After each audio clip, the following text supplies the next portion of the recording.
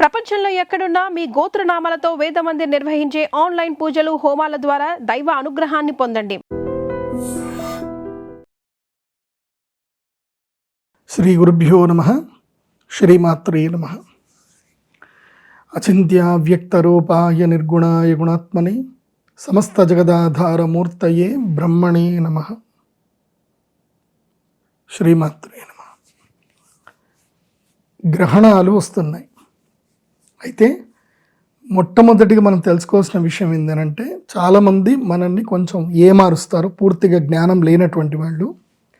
గ్రహణాలు ఎక్కడ ఏర్పడినా, ఈ భూప్రపంచంలో ఎక్కడ గ్రహణం పడినా దాని యొక్క ప్రభావము కనపడే చోట 100% ఉంటుంది, దాదాపుగా కొంచెం కనబడే చోట 50% ఉంటుంది, అసలు కనబడిన చోట 25% ఉంటుంది.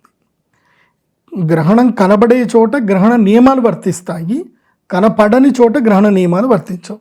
అంటే దేవాలయాలు మూసివేయడాలు, అదేవిధంగా ఇల్లు కడుక్కోవడాలు, ఇంకా దర్బలు వేయడము, ఏవైతే సాంప్రదాయ పద్ధతులు ఉన్నాయో గ్రహణం అప్పుడు అవి వర్తించవు.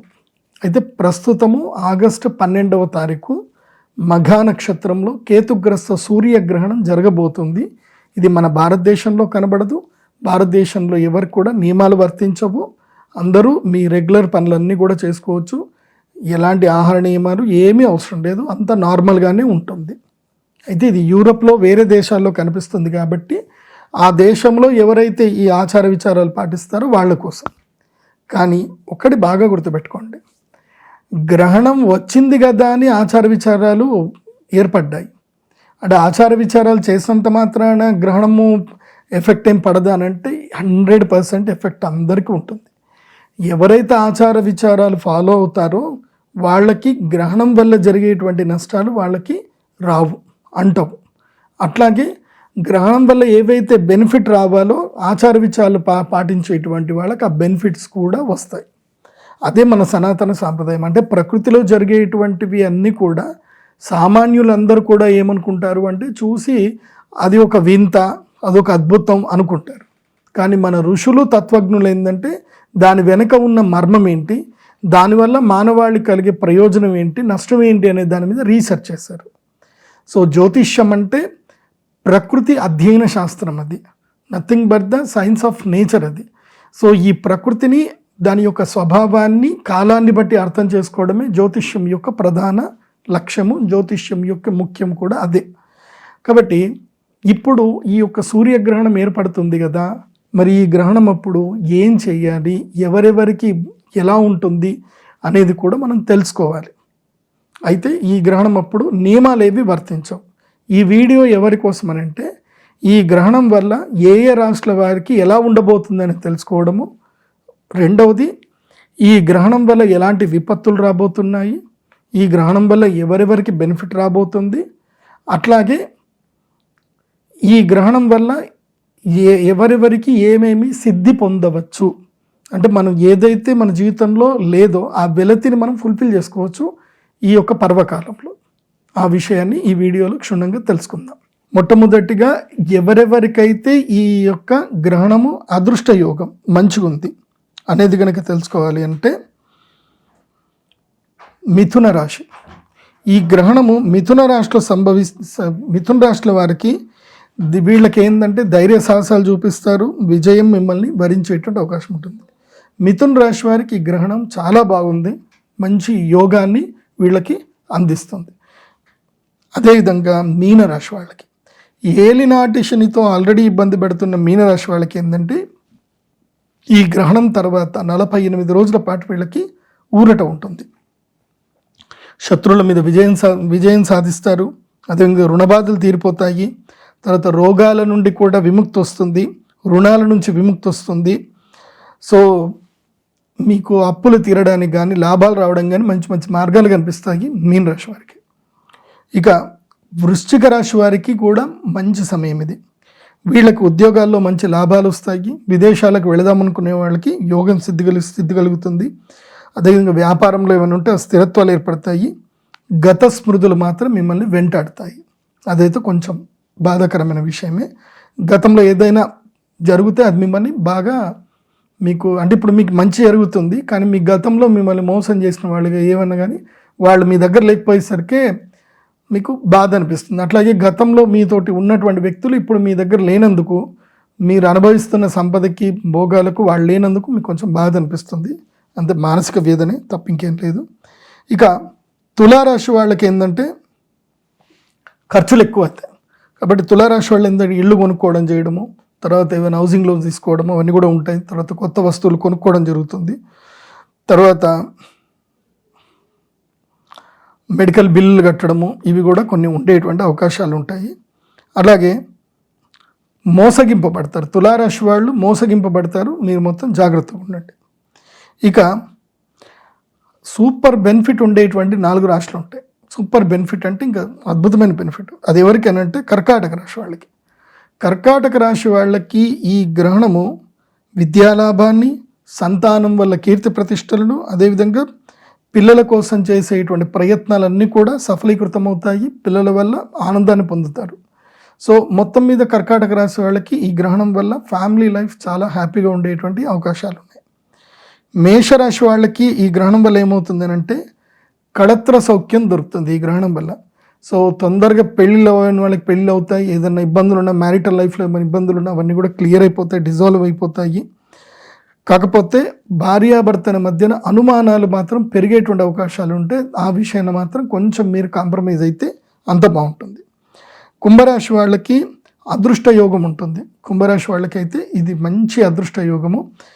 వీళ్ళకి జీవితంలో ఊహించిన అద్భుతాలు జరుగుతాయి. ఏ అవకాశాన్ని కూడా ఇప్పుడు కుంభరాశి వాళ్ళు వదులుకోవద్దు. మంచి అద్భుతాలు జరుగుతాయి కుంభరాశి వాళ్ళకి. తర్వాత ధనుసు రాశి వాళ్ళకి కూడా ఈ గ్రహణము చాలా మంచిది. వీళ్ళకి ఏందనంటే కనుక ధనలాభం వస్తుంది. పోయిన వస్తువులన్నీ కూడా దొరుకుతాయి. ఏదైనా మీకు ఉద్యోగం నష్టపోయినా, డబ్బులు నష్టపోయినా తిరిగి మీకు దొరుకుతాయి. తర్వాత కోర్టు కేసులు ఏమైనా ఉంటే కనుక వాటన్నిటి కూడా పరిష్కార మార్గాలు దొరుకుతాయి.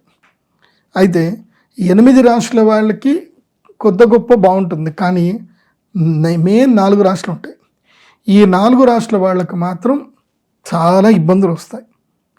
సింహరాశికి తమ యొక్క స్వక్షేత్రంలో ఈ గ్రహణం జరుగుతుంది కాబట్టి వీళ్ళు ఈ 4 రాష్ట్రాల వాళ్ళు కన్ఫామ్గా గ్రహణ పూజకు అటెండ్ అవ్వాల్సిందే. అవుతే వాళ్ళకి అరిష్టాలు రాకుండా ఉంటాయి. నేను నా జీవితంలో నేర్చుకున్న ఫిలాసఫీ ఏంటంటే లాభం రాకున్నా పర్వాలేదు కానీ నష్టం మాత్రం రావద్దు. లైఫ్ ఎలా ఉందో అలా గడిస్తే ఓకే, పర్లేదు, అడ్జస్ట్ అవుతాం. కానీ ఉన్న లైఫ్ను కూడా రూన్ అయిపోయి ఇంకా నష్టంలోకి వెళ్ళిపోతే బాధ. సో నేను వాళ్ళకి చెప్తున్నది, వాళ్ళెవరు అంటే సింహరాశి. సింహరాశికి ఈ గ్రహణము తమ యొక్క జన్మరాశిలో జరుగుతుంది కాబట్టి వీళ్ళకి మానసిక క్రోధము, మానసిక వ్యధ, ఆరోగ్య భంగము ఇవన్నీ కూడా జరుగుతాయి. చాలా ఇబ్బంది జరుగుతుంది. సింహరాశి వాళ్ళు చెయ్యని పనికి వాళ్ళు అవమానాలు ఎదుర్కోవాల్సి వస్తుంది. అసలు మీరు ఆ తప్పు చేసే ఉండరు, కాకపోతే మీ మీద అపవాదులు వస్తాయి, కేసులు అవుతాయి. వేరేవాడు ఎవడో చేసిన దానికి మీరు అక్కడ అన్వాంటెడ్గా మీరు ఉన్నదానికి కూడా మీరు ఇబ్బందులు పడేటువంటి అవకాశం వస్తుంది. కాబట్టి ఈ రాబోయే 45 రోజులు మీరు ఎక్కడ వెళ్ళినా ఆచితూచి అడుగు వేయండి, చాలా జాగ్రత్తగా ఉండండి. అండ్ వృషభ రాశి వారికి ఏంటంటే ఈ గ్రహణము మీకు వృషభ రాశి వారికి 4వ స్థానంలో జరగబోతుంది. కాబట్టి కుటుంబ కలహాలు, ఇల్లు వదిలిపెట్టిపోవడము, ఇల్లు తాకట్టు పెట్టడము, అమ్మకాలకు ఎక్కువగా ఇవ్వడము, బంగారం తాకట్టు పెట్టుకోవడము, ఇంట్లో దొంగలు పడ్డము, లేకపోతే ఇంట్లో ఎవరికైనా అనారోగ్యం రావడము, ముఖ్యంగా మీ అమ్మగారికి బాగలేకపోవడము, ఇలాంటివన్నీ కూడా వృషభ రాశి వారికి రాబోయే 45 రోజుల్లో ఫేస్ చేసే అవకాశాలు ఉంటాయి. అలాగే మకర రాశి వారికి, ఈ మకర రాశి వాళ్ళకైతే నేను చాలా సీరియస్గా చెప్తున్నాను. ఎందుకోసమంటే మీకు అష్టమంలో గ్రహణం జరుగుతుంది. అష్టమ గ్రహణం అంటే అష్ట కష్టాలు పెడతాడు. నేనైతే ఈ 48 రోజులు ఏది జరిగినా రియాక్ట్ అవ్వద్దని చెప్తా. సైలెంట్గా ఉండండి. ఏది జరిగినా ఓకే మంచిది అని సైలెంట్గా ఉండండి, కానీ దేనికి రియాక్ట్ అవ్వకండి. ఎందుకోసమంటే గ్రహాలు ఏం చేస్తాయంటే మీరు రియాక్ట్ అయ్యేటట్టు చేస్తాయి. మీరు రియాక్ట్ అయ్యారా మీరు గ్రహాల ప్రభావానికి లోను అయినట్టే. ఒకటి తప్పి ఇంకోటి, ఒకటిని క్లోజ్ చేయడానికి వెళ్తారు, అది ఇంకోటి ఓపెన్ అయిపోతుంది. ఒక డోర్ క్లోజ్ చేయడానికి వెళ్తారు, ఇంకో డోర్ ఓపెన్ అయిపోతుంది. సో ఇట్లా నానా రకాలుగా ఉంటాయి. కాబట్టి మకర రాశి వాళ్ళు నిమ్మకు నీరెత్తినట్టు ఉండండి ఈ 45 రోజులు. ఆగస్టు 12 నుంచి అనవసరంగా గొడవలు జరుగుతాయి, విడిపోతారు. ఎవరో ఒకళ్ళు మీ జీవితంలోకి వచ్చి మీకు అత్యాశలు పుట్టిస్తారు. దానితోటి ఉన్నదాన్ని వదిలేసుకొని వాళ్ళతో వెళ్తారు. వాళ్ళు కాస్త మిమ్మల్ని పిప్పి వేసి ఊది పక్కన పడేస్తారు. సో సింపుల్ చెప్పాలంటే మకర రాశి వాళ్ళు డీజే టిల్లు సినిమా పైసలు చూడండి. ఇప్పుడు ఆ డీజే టిల్లు మీరే అవుతారు, జాగ్రత్త. నెక్స్ట్ ఇక ఫైనల్గా కన్యారాశి. కన్యారాశి కూడా ఆల్మోస్ట్ వీళ్ళది కూడా డీజే టిల్లు జాతకం లాంటిదే. వీళ్ళు లేనిపోని పంచాయతీలని తీసుకొచ్చి నెత్తి మీద పెట్టుకుంటారు, మంచితనానికి పోయి అంత నాశనం అవుతారు. కాబట్టి ఆగస్టు 12 నుంచి సెప్టెంబర్ 1వ తారీఖు వరకు ఏ పని చేయకండి. మీరు రెగ్యులర్గా చేసుకునే పని చేసుకోండి అంతే. అంటే కొత్త పనులు చేయకండి, ఫినాన్షియల్ డీల్స్ వద్దు, ఎవరికి సహాయం చేస్తామని ఎవరికి మాట ఇవ్వకండి, దూర ప్రయాణాలు చేయకండి. తీర్థయాత్రలు చేస్తే చేయవచ్చు, ఒంటరిగానే చేయండి, ఫ్యామిలీతోటి ఎక్కడికి వెళ్ళకూడదు. మీరు రెగ్యులర్గా మీరు చేసే పని చేయండి. అండ్ మీ ఆఫీస్లో కూడా ఒకళ్ళ గురించి చెడ్డగా మాట్లాడడం కానీ అవి ఏవి చేయకండి. ఇంకా మెయిన్గా ఈ కర్ణపిశాచి పట్ల అప్రమత్తంగా ఉండండి. ఎందుకోసమంటే మీరు కోపంలో ఏదో ఒకటి మాట్లాడతారు, ఎదుటోటి రికార్డ్ చేసుకుంటాడు, వాడు 10 మందికి వినిపించాడు అనుకోండి, మీరు కోపంలో అన్నది కాస్త ఎప్పటికీ నిలిచిపోతుంది. సో తర్వాత మీరు ఆ వ్యక్తికి మీరు సారీ చెప్పచ్చు, కానీ మీ మాటలు ఎప్పటికీ అట్లాగే ఉండిపోతాయి. కాబట్టి అదుపు మాట పొదుపు. కన్యారాశి 8 రాశుల వాళ్ళకి మీరేం రాశిఫలాలు చూసినా చూడకపోయినా మంచిదే. ఎందుకోసం అంటే మంచి జరుగుతుందంటే మనకు తెలుసుకోవాల్సిన అవసరం లేదు, జరగాల్సిన మంచి జరుగుతూనే ఉంటుంది. కానీ చెడు జరగకుండా చూసుకోవాలి. ఆ చెడు జరిగేది ఏంటంటే సింహరాశి వారికి, వృషభ రాశి వారికి, మకర రాశి వారికి, కన్యారాశి వారికి వీళ్ళకి చెడు జరగబోతుంది. కన్యారాశి వాళ్ళకి ఏవైనా ఉంటే ఫినాన్షియల్ డీల్స్ ఏమైనా ఉంటే అన్నీ పోస్ట్పోన్ చేసుకోండి. ఆగస్టు 12 తర్వాత దసరా వరకు ఏం చేయకండి, ప్రశాంతంగా ఉండండి. దసరా వరకు డబ్బులు ముట్టకండి, ట్రేడింగ్ చేయకండి, ఎక్కడ పెట్టుబడులు పెట్టకండి. ఎవరు ఏదైనా సరే నమస్కారం పెట్టండి, ప్రశాంతంగా నమస్కారం పెట్టి తర్వాత చూద్దామని చెప్పండి. బ్యాడ్ టైం దాటిన తర్వాత వచ్చిన వాడు గుడ్ పర్సన్ బ్యాడ్ పర్సన్ నీకు తర్వాత తెలిసిపోతుంది. బ్యాడ్ టైంలో ఒక బ్యాడ్ పర్సన్ వచ్చాడనుకో, నువ్వు చేసావు అనుకో, అయిపోతుంది. నువ్వు ఆ 2 months క్వైట్గా ఉన్నావు అనుకో, ఆ 2 months తర్వాత నీకు గుడ్ టైం స్టార్ట్ అయినప్పుడు ఈ వచ్చిన పర్సన్ బ్యాడ్ పర్సన్ క్లారిటీ అప్పుడు వస్తుంది, అప్పటిదాకా రాదు. అంతే. మన పక్కనే మనని మోసం చేసేవాడు ఉన్నా, మనకి బ్యాడ్ టైం ఉంటే వాడు మన నెత్తి మీద చేయబెడతానే ఉంటాడు, వాడు మనల్ని కొడతానే ఉంటాడు, వాడు మనల్ని మోసం చేస్తూనే ఉంటాడు. మనం రిలీజ్ కాదు until good time comes. Good time వస్తే అమ్మ వీడా నన్ను ఇన్ని రోజులు ఇంత మోసం చేశారా అని చెప్పి అప్పుడు రియలైజ్ అవుతాం. అది అంతే. సో ఎవరో ఒకళ్ళు మంచి వాళ్ళు వచ్చి మనకు చెప్తే తప్ప మనకు తెలియదు. సో ఆ సిచ్యువేషన్ ఇప్పుడు కన్యా రాశి వాళ్ళకు ఉంది, అట్లాగే మకర రాశి వాళ్ళకు ఉంది. ప్రశాంతంగా ఉండండి, ఓపికగా ఉండండి. తర్వాత నేను చెప్పేది ఏంటంటే ఈ 4 రాశుల వాళ్ళు ఎవరైనా, ఈ 4 రాశుల్లో భార్యాభర్తలు ఉన్నారు. ఇప్పుడు వృషభం, మకరం, లేదా సింహం మకరం, సింహం వృషభం, సింహం కన్య, ఇట్లా ఎవరైనా భార్యాభర్తలు ఉన్నారు అనుకోండి, ఈ 45 రోజులు ఒకళ్ళు మాట్లాడుకోకండి, రియాక్ట్ అవ్వకండి. ఆ గురుగారు చెప్పారుగా, మన ఇద్దరికి టైం బాగలేదు, సో నేను ఇద్దరం గొడవ పెడతామని చెప్పి కనీసం కొన్ని రోజులు దూరం అయినా ఉండండి, లేదంటే దేనికి రియాక్ట్ అవ్వకండి. సో ఇది రాశి ఫలాలు, ఇది సూర్యగ్రహణానికి సంబంధించి. ఎవరైనా సరే తమ ఈ పూజకు రాలేకపోతున్నారు, ఎందుకోసమంటే డైరెక్ట్ అటెండ్ అవ్వడానికి 100 మందికి మాత్రం అవకాశం ఉంటుంది. గోత్రనామాలకి ఎంతమందికైనా ఇస్తాం అవకాశం, అది కూడా 100 మందికి, అంతకన్నా ఎక్కువ గోత్రనామాలు చదవలేము. కాబట్టి మీరు date of birth, time, place మీరు చూసుకొని మా వెబ్సైట్లో ఆర్డర్ చేసుకుంటే మీకు హోరోస్కోప్ వస్తుంది. మీ జన్మ నక్షత్రం చెప్పాలి, మీ పేరు, మీ గోత్రం ఒక్కళ్ళది.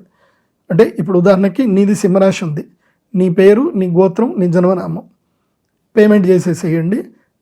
మీ పేరు మీద చదివి మీకు రావుకేతు లాకెట్ మీకు పంపించడం జరుగుతుంది.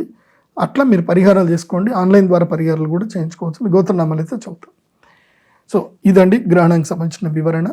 కాబట్టి పండితులు, గొప్పవాళ్ళు, శాస్త్రజ్ఞులు అనవసరంగా నోరు పారేసుకోకండి. మీరు వశిష్ఠ సంహిత చదవండి. గ్రహణ ప్రభావము, గ్రహణం పర్వకాలం అవునా కాదా అని మీకు తెలుస్తుంది. అట్లాగే రావణ సంహిత కూడా చదవండి. అందులోపల చాలా విషయాలు కూడా ఉన్నాయి. గ్రహణ సమయంలో చేయవలసిన విధి విధానాలు ఉంటాయి. అది గ్రహణం మన దగ్గర సంభవిస్తే ఇంకెక్కువ ప్రభావం ఉంటుంది.